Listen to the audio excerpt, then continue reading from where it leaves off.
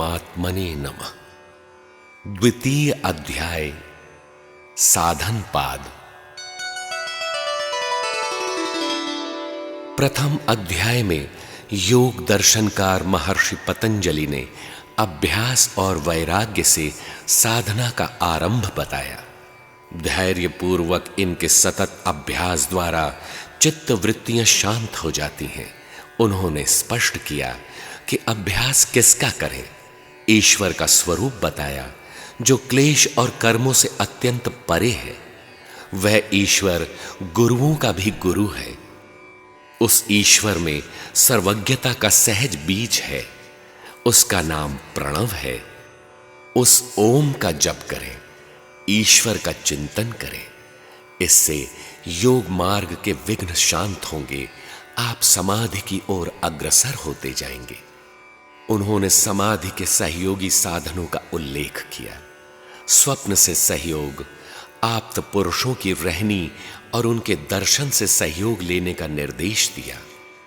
योग का अनुष्ठान जो आपको अभिमत है उसके अनुकूल आशय बदल लेने की सम्मति दी। फिर भी ध्यान जमता नहीं, निरंतर अभ्यास होता नहीं, नाम रूप में चित्त टिकता नहीं। अतः इस द्वितीय अध्याय साधन पाद में संपूर्ण साधन विधि प्रस्तुत करते हैं, जिसमें योग के 8 अंगों का वर्णन लोक विश्रुत है। सर्वप्रथम महर्षि बतलाते हैं कि साधन आरंभ कहां से होता है।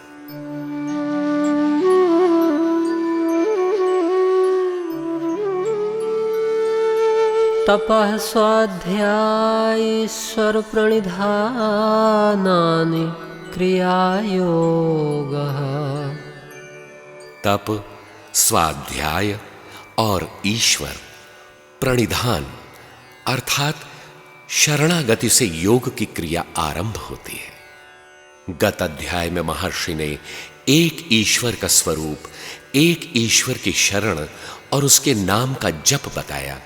अब प्रस्तुत अध्याय में वे कहते हैं कि मन सहित इंद्रियों को इष्ट के अनुरूप ढालना तप है। अपने मन का स्वयं अध्ययन करना स्वाध्याय है कि मन कितना लगना चाहिए और कितना लगा पाया हूं। आप्त पुरुषों की वाणी के अनुरूप मैं कितना ढाल पाया हूं, अभी कितनी त्रुटियां हैं। इस प्रकार स्वयं का अध्ययन करते हुए साधना में अग्रसर होना स्वाध्याय है। ईश्वर प्रणिधान अर्थात एक ईश्वर के प्रति मन, कर्म, वचन से समर्पण। बस इतना करते ही योग क्रिया आरंभ हो जाती है। इस क्रिया योग की आवश्यकता ही क्या है, इस पर कहते हैं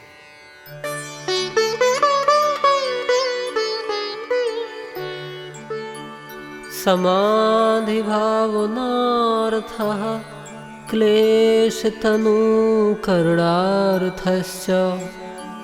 इन क्रियाओं से समाधि के प्रति श्रद्धा भावना स्थिर हो जाती है तथा क्लेश क्षीण होकर बलहीन हो जाते हैं। जिन क्लेशों को क्षीण होना है वे कौन कौन से हैं?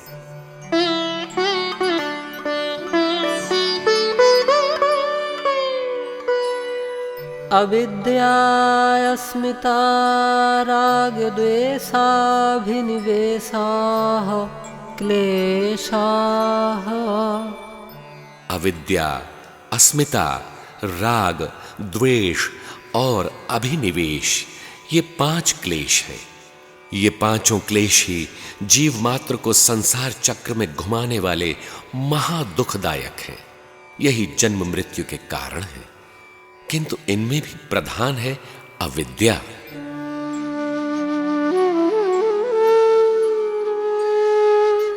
अविद्या क्षेत्रमुत्तरेषां प्रसुप्त तनु विच्छिन्नोदाराणाम्।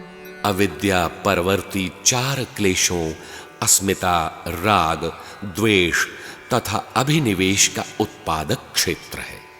ये क्लेश प्रसुप्त, तनु, विच्छिन्न और उदार इस प्रकार 4 अवस्थाओं में रहते हैं। अस्मितादि सभी क्लेशों का कारण अविद्या है। ये चारों अविद्या से ही जागृत होते हैं।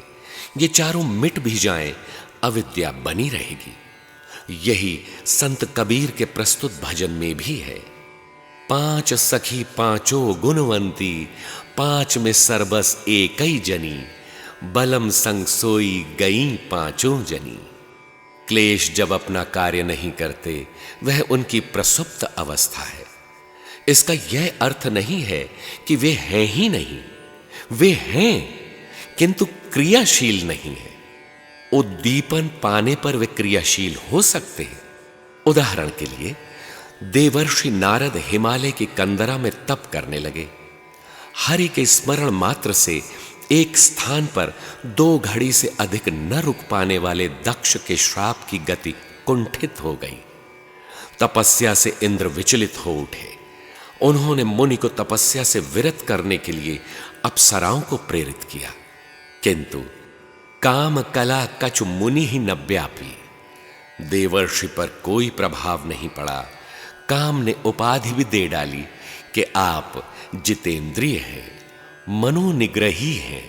ऐसा नहीं था कि उन्होंने काम को सदा सदा के लिए जीत लिया था। वह विकार प्रसुप्त था। शील निधि राजा की सुंदर नगरी, सुंदर नर नारी तथा सुंदरी राजकन्या और उसकी हस्तरेखा देखते ही प्रसुप्त विकार जागृत हो गया। वह कहीं गया नहीं था, सुप्त था। इस प्रकार क्लेश कभी प्रसुप्त रहते हैं, कभी योग साधन के फल स्वरूप उनका प्रभाव क्षीण अर्थात तनु हो जाता है। योग साधना द्वारा शनैः शनैः उनकी प्रभावोत्पादकता का ह्रास हो जाता है। तब ये हीन शक्ति वाले क्लेश अर्थात तनु कहलाते हैं। उन क्लेशों का जितना प्रभाव विषयी लोगों पर पड़ता है, उतना प्रभाव वे साधकों पर नहीं डाल पाते। क्लेशों की विच्छिन्न अवस्था तब होती है जब दूसरे क्लेश क्रियाशील रहते हैं। जैसे कोई राग से आप्लावित है तो उस समय उसमें द्वेष दिखाई नहीं देता, वह विच्छिन्न है, वह कहीं गया नहीं है, किंतु उस समय ऐसा आभास होता है मानो दूसरे क्लेश हैं ही नहीं। जिस समय कोई क्लेश अपना कार्य पूर्णतः कर रहा हो, वह उस क्लेश की उदार अवस्था है जो भोग में आकर शांत होने वाला है। यही उसकी उदारता है। इन सभी क्लेशों का मूल कारण जिस अविद्या को इस सूत्र में कहा गया, उसका स्वरूप क्या है?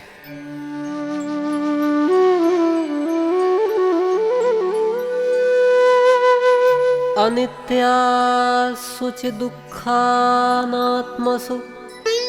नित्य सुचि सुखात्मुख्यातिरविद्या।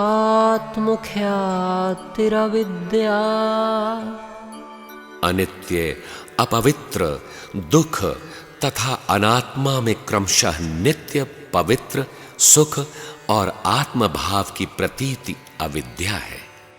सत्य वस्तु है आत्मा, मिथ्या जगत पसार। सत्य अर्थात नित्य, एक रस दृष्टा पुरुष। संसार में शरीर और शरीरों के संबंध अनित्य हैं। इस अनित्य संसार को नित्य मान बैठना अविद्या है। इसी प्रकार जो अपवित्र है, अंततः दुखों का ही कारण है, उसे पवित्र मानना, उसी में सुख की अनुभूति करना अविद्या है।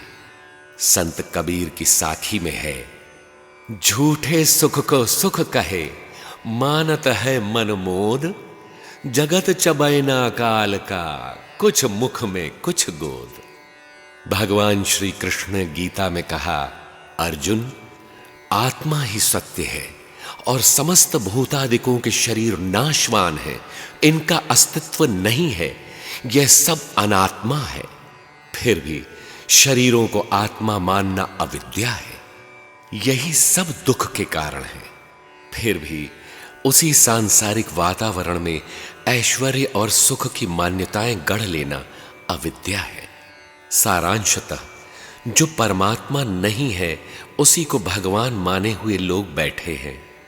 इस प्रकार अनित्य को नित्य, अपवित्र को पवित्र, दुख को सुख और अनात्मा को आत्मा मानना, उसमें व्यस्त रहने का नाम ही अविद्या है। अब शेष क्लेशों में अस्मिता का स्वरूप बतलाते हैं।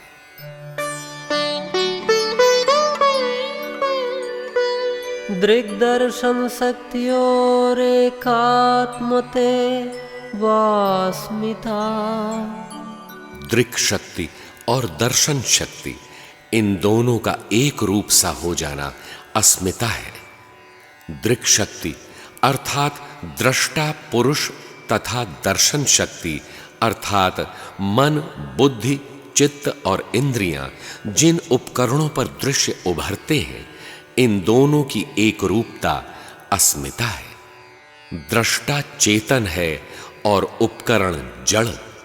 दृष्टा अपने को मन, बुद्धि, चित्त इत्यादि मान बैठता है। जड़ चेतन ही ग्रंथि परि गई, यद्यपि मृषा छूटत कठिनई। चेतन का जड़ के साथ यही मिश्रण अस्मिता नामक क्लेश है। अब देखें राग।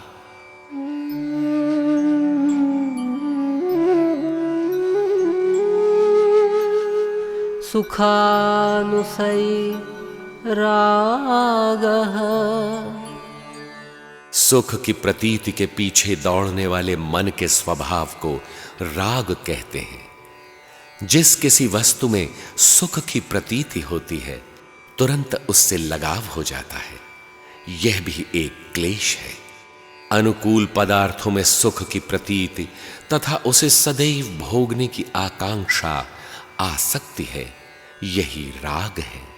यह राग नामक क्लेश सुख की प्रतीति के साथ साथ रहने वाला कहा जाता है। इसी प्रकार द्वेष का स्वरूप देखें।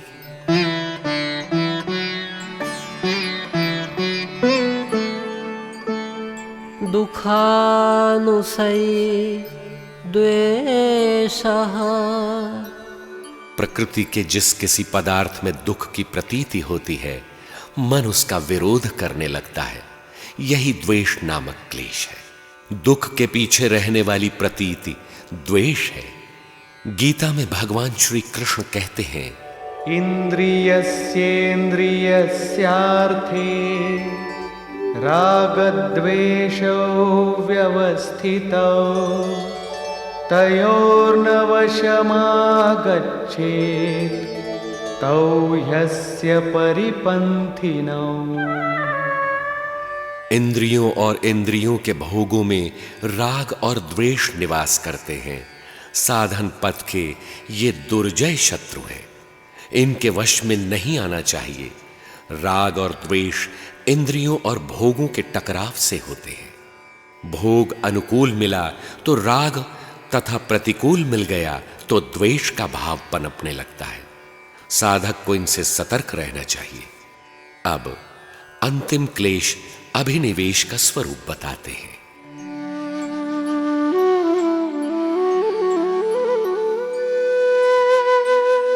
स्वरस्वाही विदुषोऽपि तथारूढ़ोऽभिनिवेशः। पूर्व निवास के प्रति ममत्व अभिनिवेश है, जो मूढ़ों की ही भांति विवेकशील पुरुषों में भी परंपरागत स्वभाव से विद्यमान है। जहां हम पहले निवास करते थे, उसके प्रति खिंचाव, आकर्षण अभिनिवेश है। यह स्वर में प्रवाहित होकर जन्म जन्मांतरों तक पीछा करता है। सांसारिक निवास हमारा घर नहीं है, इसे हमने अपना मान भर रखा है। तवन घर चितिहे रे भाई, तोहरा आवागमन मिट जाई। कह कबीर निज घर चलो, जहां काल नहीं जाए।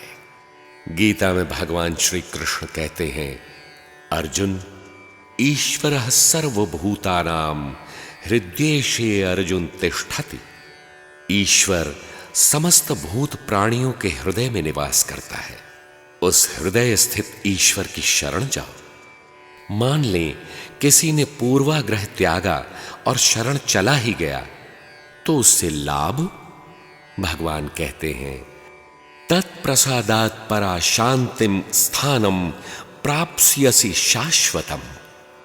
उसके कृपा प्रसाद से तुम परम शांति प्राप्त कर लोगे और उस निवास स्थान को पा जाओगे जो शाश्वत है। यही है आपका घर, जहां आपका जीवन सदैव रहेगा, निवास रहेगा। साधक को इस अभिनिवेश से सतर्क रहना चाहिए। अगले पल प्राप्ति होनी है, किंतु एक पल पूर्व तक यह अभिनिवेश पीछा करता है।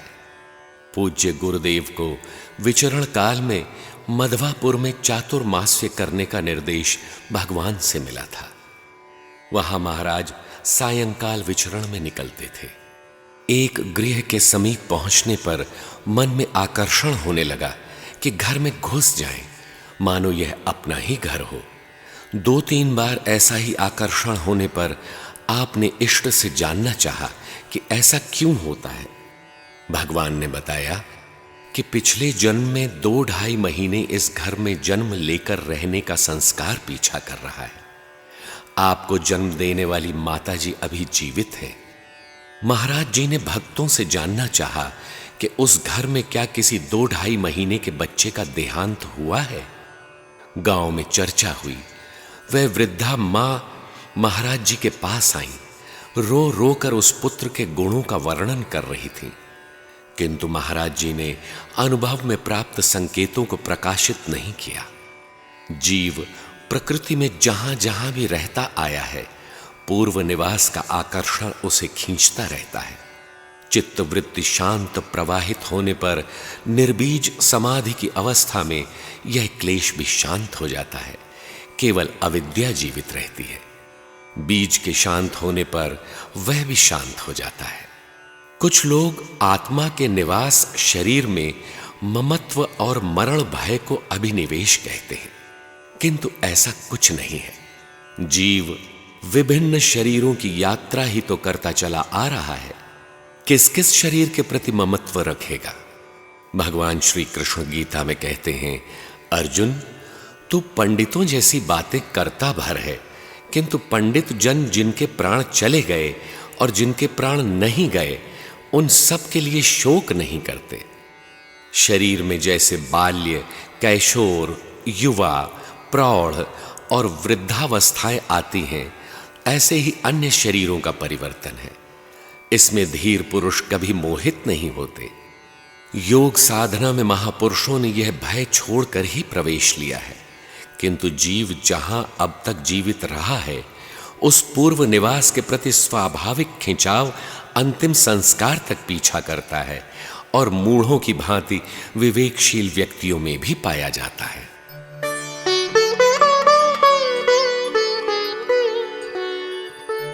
ते प्रतिप्रसव हेयाः सूक्ष्माः। क्रिया योग से सूक्ष्मावस्था को प्राप्त वे क्लेश आत्मपथ के विरोधी विकारों को ही प्रसव उत्पन्न करने वाले हैं। इसलिए हेयाः नष्ट करने योग्य है। क्लेशों से विपरीत परिणाम प्राप्त करने का उपाय क्या है, इस पर कहते हैं,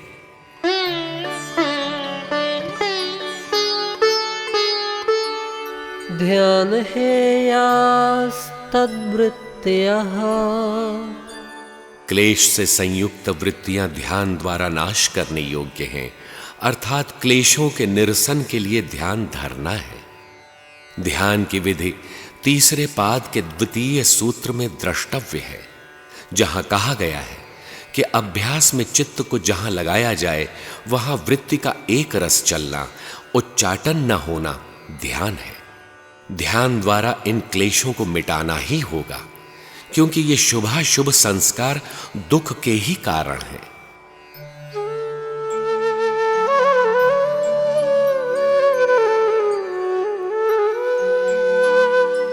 क्लेशमूलः कर्माशयो द्रष्टा दृष्टजन्म वेदनीयः।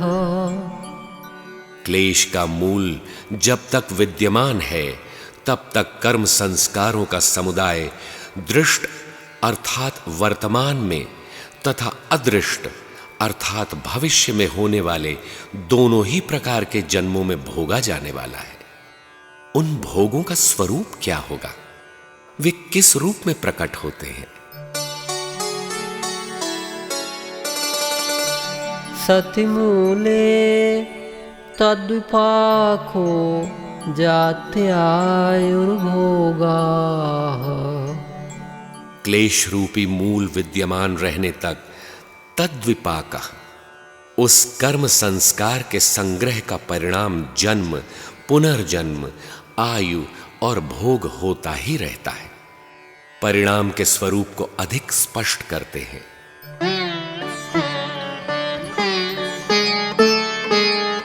ते ह्लाद परिताप फलाः पुण्या पुण्य हेतुत्वात्।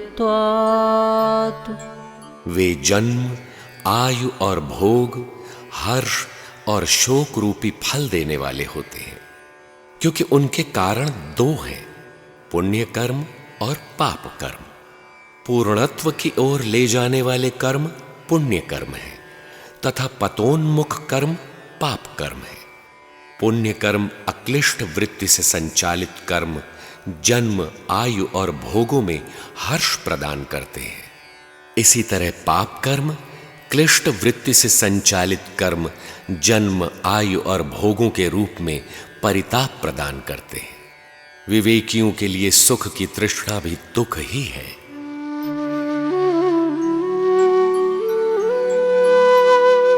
परिणाम ताप संस्कारो दुःखैर्गुणवृत्ति विरोधाच्च दुःखमेव सर्वं विवेकिनः। परिणाम दुख, ताप दुख और संस्कार दुख सब में विद्यमान रहने के कारण एवं तीनों गुणों की वृत्तियों में परस्पर विरोध होने के कारण विवेकियों के लिए सब कर्म फल दुख रूप ही है। प्रत्येक कर्म फल भोग काल के उपरांत परिणाम दुख प्रदान करता है। आज हर्ष भले मान ले, कल इसमें संश्लिष्ट दुख भी आएगा। उसके पास अधिक भोग हैं, हमारे पास कम क्यों? ऐसी भावना ताप दुख कही जाती है। कभी कभी न चाहता हुआ भी हठात दुख को प्राप्त हो जाता है, यह संस्कार दुख है। गुण वृत्ति विरोधाच्च, सत, रज, तम तीनों गुणों के स्वभाव में विरोध होने के कारण परस्पर विरोधी परिणाम प्रदान करती है। सात्विकी वृत्ति प्रकाश की ओर ले जाती है, जबकि तामसी वृत्ति अंधकार की ओर प्रवृत्त करती है। इस प्रकार एक ही परिणाम के भोग में दूसरी गुणवृत्ति बाधक बन जाती है। इसीलिए विवेकी पुरुष के लिए सभी कर्म फल भोग दुख रूप ही हैं।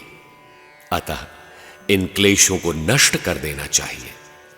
भगवान श्री कृष्ण ने गीता में कहा है, विषयेन्द्रिय संयोगात् यत्तदग्रे मृतोपमम् परिणामे विषमिव तत्सुखं राजसं स्मृतम्। जो सुख विषय और इंद्रियों के संयोग से होता है, वह यद्यपि भोग काल में अमृत के सदृश भासता है, परंतु परिणाम में विष के सदृश है। इसलिए वह सुख राजस कहा जाता है। उपर्युक्त वर्णन से स्पष्ट है कि जन्म, आयु और भोग रूपी सभी कर्म विपाक दुख रूप ही है। इसलिए उसका मूल सहित उच्छेद करना मनुष्य का कर्तव्य है।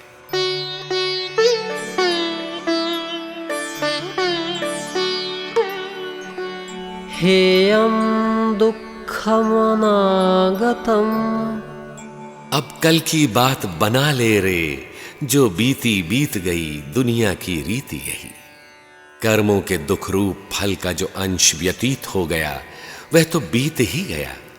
कुछ अंश वर्तमान में भोगने में आ रहा है, किंतु जो दुख अभी आया नहीं है, अनागत है, आने वाला है, वह दुख हेय है। नष्ट करने योग्य है। प्रश्न उठता है कि नष्ट कैसे करें, उसकी विधि क्या है?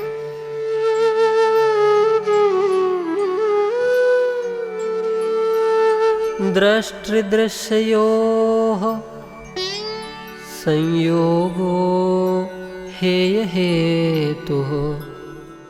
दृष्टा और दृश्य का संयोग हेय का कारण अर्थात उपाय है। पहले दृश्य का स्वरूप बताते हैं।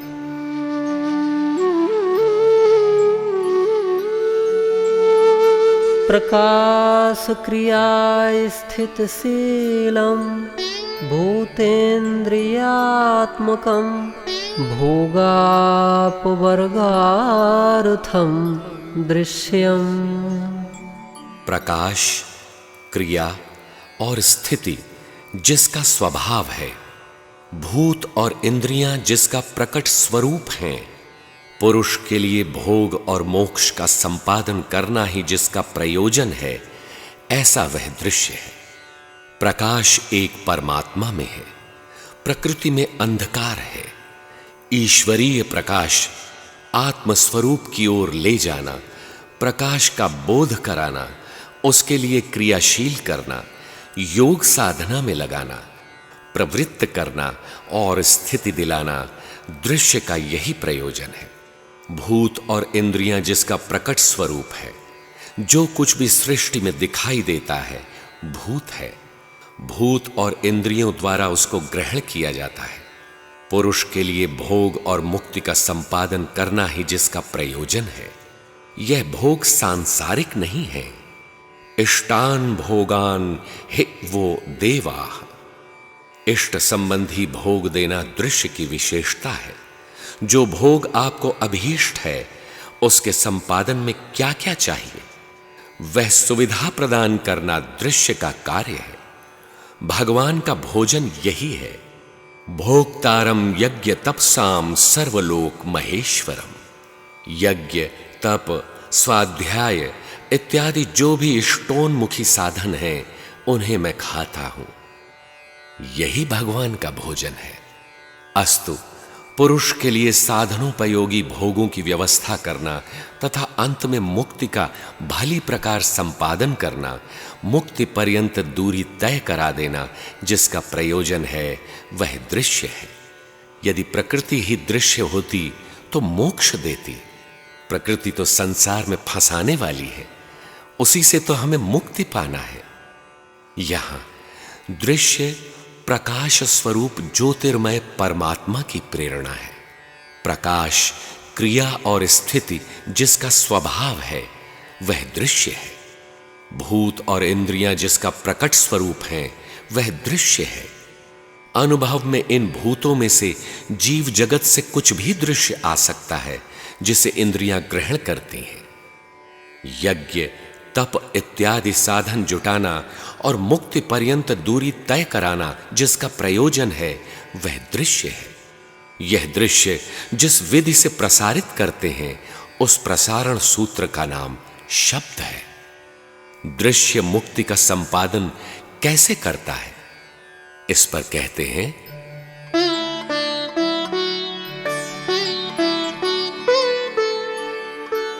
विशेषा विशेषलिंग मात्र लिंगानि गुण परवाणी।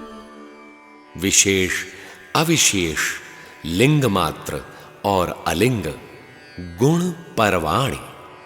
गुण भेद से इन चार विधियों से दृश्य चलता है। विशेष परमात्मा है, पुरुष विशेष ईश्वर। विशेष का बोध कराना, अविशेष अर्थात प्रकृति का आवरण घना हो रहा है। सचेत हो जाओ, अभ्यास बढ़ाओ। विशेष ईश्वरीय आलोक का बोध कराना कि बढ़ते रहो, साधना ठीक है। लिंग मात्र, स्वरूप प्रकट कर समझना।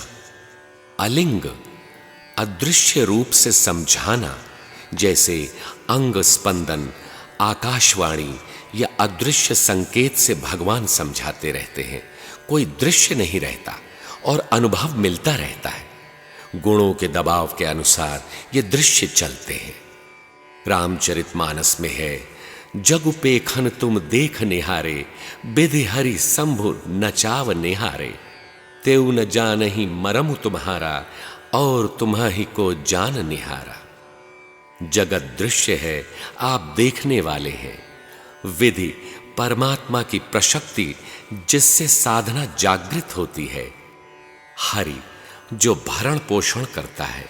शंभु जो शुभ अशुभ संकल्पों का संहार कर स्थिति प्रदान करते हैं। इनको नचाने वाले, इन्हें संचालित करने वाले स्वयं भगवान हैं। वे संचालित तो होते हैं, किंतु ईश्वरीय रहस्य वे भी नहीं जानते। अन्य कोई क्या जानेगा। अर्थात भगवान रथी होते हैं, संचालन करते हैं। अब दृष्टा का स्वरूप बताते हैं।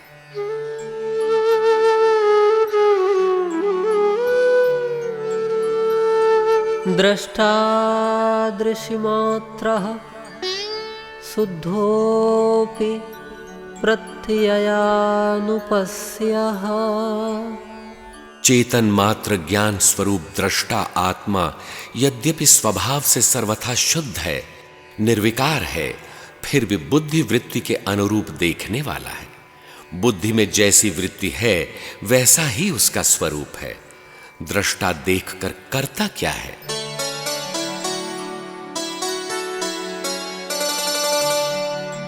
तदर्थ एव दृश्यस्य आत्मा। उस दृश्य का स्वरूप दृष्टा के लिए ही है।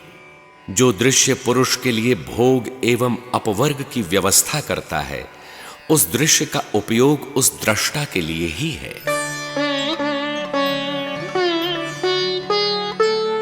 कृतार्थं प्रतिनष्टमप्यनष्टं तदन्य साधारणत्वात्। जिसका भोग और अपवर्ग रूपी कार्य पूर्ण हो गया, उस पुरुष के लिए नाश को प्राप्त हुआ वह दृश्य नष्ट नहीं होता। उसके लिए अब दृश्य की आवश्यकता न रह जाने पर भी अन्य साधारण लोगों के लिए उसका उपयोग है। यही महापुरुष सद्गुरु होते हैं। उनके पास दूसरों में दृष्टा दृश्य संयोग प्रसारित करने की जागृति रहती है। दूसरों के लिए दृश्य का उपयोग है, महापुरुष के लिए कोई प्रयोजन नहीं रहता। एक बार पूज्य गुरुदेव भगवान को दृश्य मिला कि एक भ्रष्ट योगी आ रहे हैं, उनका मार्गदर्शन करें। दिन भर की प्रतीक्षा के पश्चात अंततः वे आए। यही हम लोगों के सतीर्थ अग्रज और महाराज जी के प्रथम शिष्य हुए। उस दृश्य का उन महापुरुष के लिए कोई उपयोग नहीं है, किंतु जागृति की यह प्रशक्ति उनमें अन्य लोगों के कल्याण के लिए विद्यमान रहती है। पूज्य महाराज जी कहा करते थे, हो भजन की जागृति एक ऐसी विद्या है कि लिखने पढ़ने सुनने से नहीं आती, वाणी से वह कहने में नहीं आती। वह तो किसी अनुभवी सद्गुरु के द्वारा किसी किसी अधिकारी के हृदय में जागृत हो जाया करती है। अतः साधारण लोगों के कल्याण के लिए उस दृश्य का उपयोग है। अब दृश्य और दृष्टा के संयोग का स्वरूप बतलाते हैं।